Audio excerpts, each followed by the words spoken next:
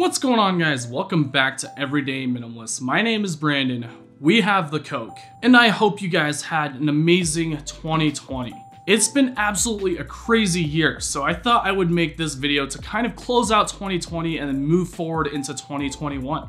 And this video is going to be made in response to hundreds of DMs, multiple comments, just everyone has been asking me this question: how do I take my pictures? So before we dive into how I set up my composition, how I edit my photos, I wanted to bring up a few tips. Most of you guys will be posting on Instagram, myself personally as well. And there's a few things that you should probably do before you actually take the shot and set up everything. Everyone loves the amount of likes and additional followers to their page. So my first pro tip is to shoot with a good subject. So for example, with this shot that we're going to be doing today, I'm going to be using the Benchmade Bug Out. This is a very popular knife, so there's a bunch of photos out there already. And I'll show you guys how I can set my photo apart from everyone else's. You guys should pick a subject that's going to really entice the eye, right? Something that's familiar, but also very different. So I think the Benchmade Bug Out is the perfect one to go for. There's already a ton of hashtags in place, and you can use up all those hashtags for your post. Pro tip number 2. A lot of people are concerned with what types of cameras they're using, what type of gear you have.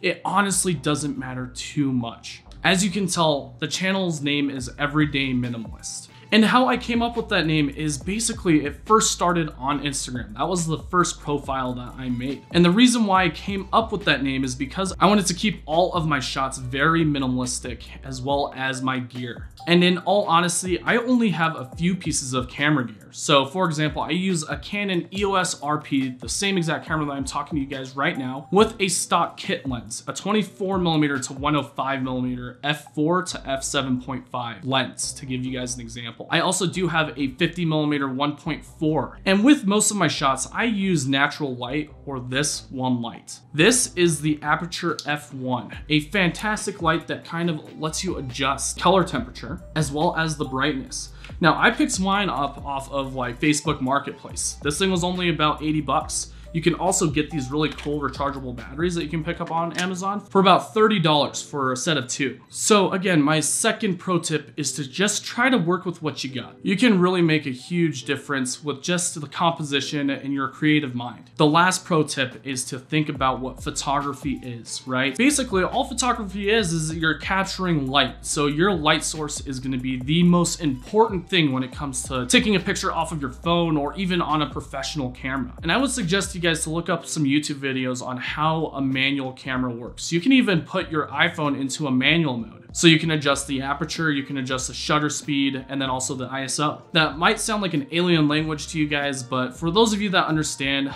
you'll know what I'm talking about. And if you don't know, again, just do your research. So now that we've got my tips kind of put away, let's go ahead and set up this shot. All right, so in this composition, again, we are using the Benchmade Bug Out. This is a really good knife to kind of start off with. And it doesn't have to be anything too crazy. You could even work with like a $20 knife or any subject in that case. You want to find a good setup where you can find really good geometry within your composition. So in this case, I'm going to be using this top shelf of my bookcase.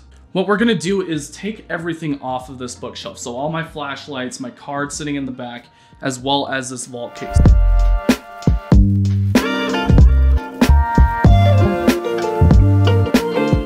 Oh, and guys, while I'm taking off these flashlights, I wanted to inform you guys that we will be doing a lot more flashlight reviews come 2021. So now that we've got the bookshelf kind of cleared out, I wanted to use these posts within this bookshelf as the line for the actual composition. So guys, if you know my style of photography, you'll know that I like to focus on a few subjects or even just one subject and keep the shot very minimalistic. So that's what we're gonna do. So what I'm gonna do now is I'm gonna place my subject down. What I want to do is I want to stick my knife within this wooden shelf. Right about there is going to probably work, and I'm just going to stab it in just a tad. Enough to the point where it's holding itself up. Now I'm going to go ahead and center the blade. After that, I'm probably going to set up, one prop here in the back. I got this at IKEA for like $5, so this should work just fine. We're going to place this further in the back. Now let's take a look at the composition itself. I'm going to go ahead and swap out the lens to the 50mm f1.4 f1.4 Canon lens. Okay, so now that we've got the knife and the subject and everything set up, as you can tell, this thing is not lit up pretty well. So what we're gonna do is we're gonna take that aperture f1 light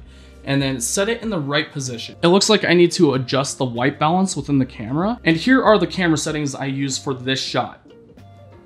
Alright, so I decided to swap it back over to the 24-105 kit lens. And the reason being is because of sharpness. You can still really get a good bokeh type of look if you even have a stock kit lens. You just have to play around with it. We're going to be using this lens for the primary shot. Now let's jump onto the computer and then show you guys how I edit everything. Alright guys, now we are on the desktop. As you can see, I've got my images selected. I usually take, anywhere between 30 to 40 different photos when I'm setting up a composition. Can't really tell what is on screen until you actually get it on a computer screen. So this is what we've got. There's a bunch of different images. As you can tell, I've got the 50mm set up in some of these. So for example, this is what the 50mm shot looks like at about f1.4 to f2. And there's just a bunch of different ones. You can see that I adjusted the knife just to see if we can get a better angle in that sense. This is when I swapped over to the stock kit lens at 24-105. So I normally sit here and kind of debate which one is the best one, and I'll just kind of sift through these and try to get the one that I like the most. And I think I'm gonna work with this one. So let's go ahead and edit this in Lightroom. Now I use Lightroom CC, guys. A lot of people enjoy using the classic version, but again, I keep everything as simple as possible and really focus more so on the composition and the shot. So I'll usually play around with these sliders here. You've got exposure, contrast, highlights, shadows, whites, blacks. So we'll just kind of play around with it and see what we can come up with. I do want to bring up some of the whites just to make it look a little bit nicer. Some of the shadows, we can bring that detail out as well. Highlights are good if you want to brighten up a photo. We'll bring that up just a tad. Contrast wise, yeah, I think if we go with a lower contrast, it'd look pretty decent, and then we'll bring up some more detail in the exposure. So after that, I'll go through and adjust the white balance. Once that's done, I'll usually mess around with the clarity of this to make it a little bit, to give it more depth and detail. Texture will also bring out some more detail, but if we kind of like zoom in here, that's when some of the noise or this grain kind of pops out a little bit more. You don't want to put too much texture on there, or else everything else is going to start to get really noisy in that sense. So I think right about there is good. Next, what we'll do is we will adjust the crop ratios. I usually go for a 4:5 crop or 4:5 crop ratio. I tend to enjoy like centering everything in that sense. Let's put it there and call it good. Now, if you guys are shooting in RAW, which is gonna give you guys the most control within post editing, you can crop it and you'll still get a lot of quality out of the shot. Now, if you're just doing this off of like a JPEG, that's when you can run into some issues. If you start cropping and everything, the resolution might get all skewy. You won't have as much control over the image. So make sure that your cameras are set to RAW when you guys are shooting. Guys, this is all due to, trial and error. There's shots that work and shots that you need to redo. This right now, it's looking pretty decent. Yeah, let's kind of clean up this blade here. Now use the healing brush tool, just kind of touch it up just a tad. I mean, nothing too crazy, just some specks that you can see on this. Let's back it out and see what we've got. I want to make a few more changes. It still feels like this right side is very, very, I guess, leaned to that side. When you look at that shot, you want to make sure that it's not too thrown off balance. So the cropping really does make a huge difference. Okay, so that feels a lot better, in my opinion. So now let's go ahead and mess around with these colors. I like to mute out some tones just to make it look a little bit cleaner. A lot of the shot is gonna be reflecting to the oranges in here. So if we bring up the oranges, that's when it gets really warm. And then we can even just completely drown out the oranges. But let's play around with this and see if we can make it look a little bit more spicy.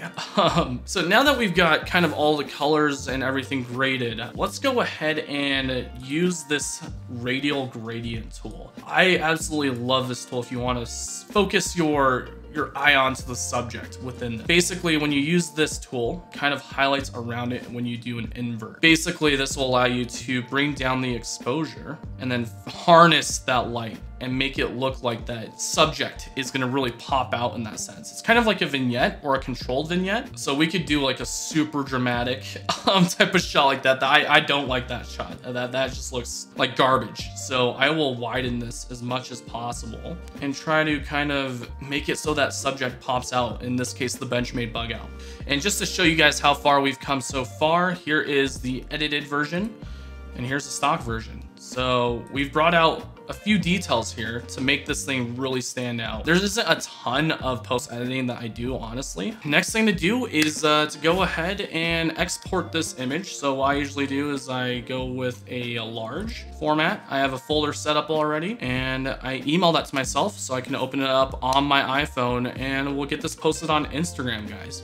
So that is how I edit my photos. This is the edited version, and here is the stock photo. We brought out a lot of tone, we brought out a lot of detail, and we just made the shot look a lot more unique. So there you guys go. My entire photo taking and editing process. I hope that this will help you guys in your Instagram endeavors. And as we progress within this EDC community, I will also keep progressing my photography skills. Just remember that you guys don't need a ton of equipment. I mean, I used a single camera with a single light to make this happen. You could even do it with a flashlight and your phone. Just get out there and start shooting, and that's the best advice I can give you.